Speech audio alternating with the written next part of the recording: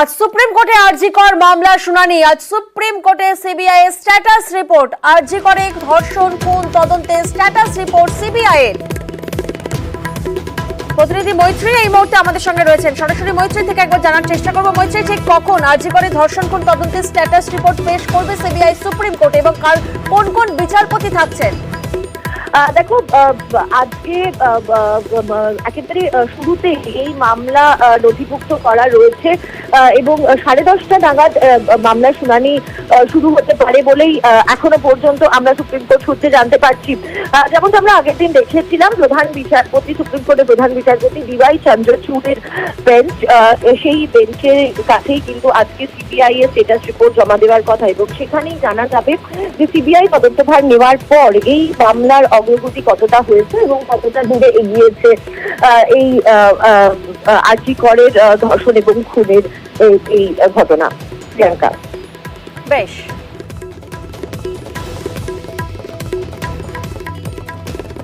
আমরা চাইব, যেহেতু আমাদের টার্গেটেড টাইম ছিল রবিবার পর্যন্ত, এই রবিবারের মধ্যে তারা কেস করে তারা ফাঁসি দেবে, এটা আমরা চাই।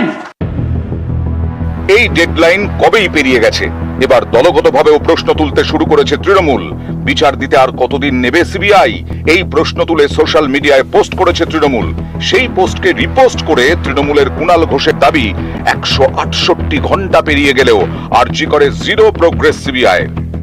সিবিআই এর হাতে মামলাটা গেছে, তারপর প্রায় 8 দিন হয়ে গেছে এবং আমরা এখনো পর্যন্ত কোনো বড় ব্রেক থ্রুর খবর কেউ পাননি। 12 ঘন্টার মধ্যে কলকাতা পুলিশ একজনকে অ্যারেস্ট করেছিল। কাল সুপ্রিম কোর্টে সিবিআই জানিয়ে দিক যে তাদের তদন্ত শেষ, তারা জানিয়ে দিক তারা কিনারা করেছে।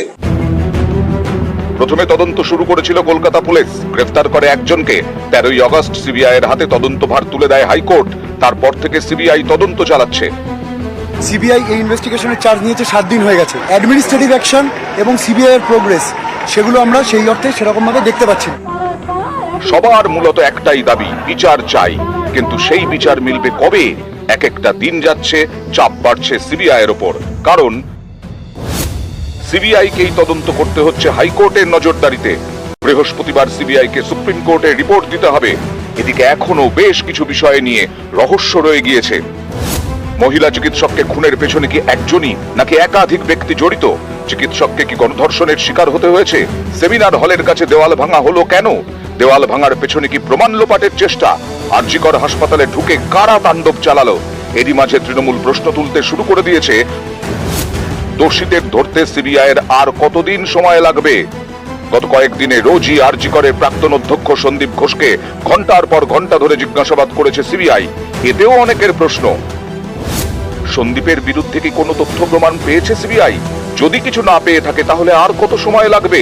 আর যদি কিছু পেয়ে থাকে তাহলে কেন ব্যবস্থা নিচ্ছে না? আরজিকরের দিকে সারা দেশের নজর। এই ঘটনার তদন্ত অনেক দিন ধরে চললে সিবিআই এর ভাবমূর্তি আবার ধাক্কা খেতে পারে। কারণ justice delayed is justice denied. News 18 Bangla.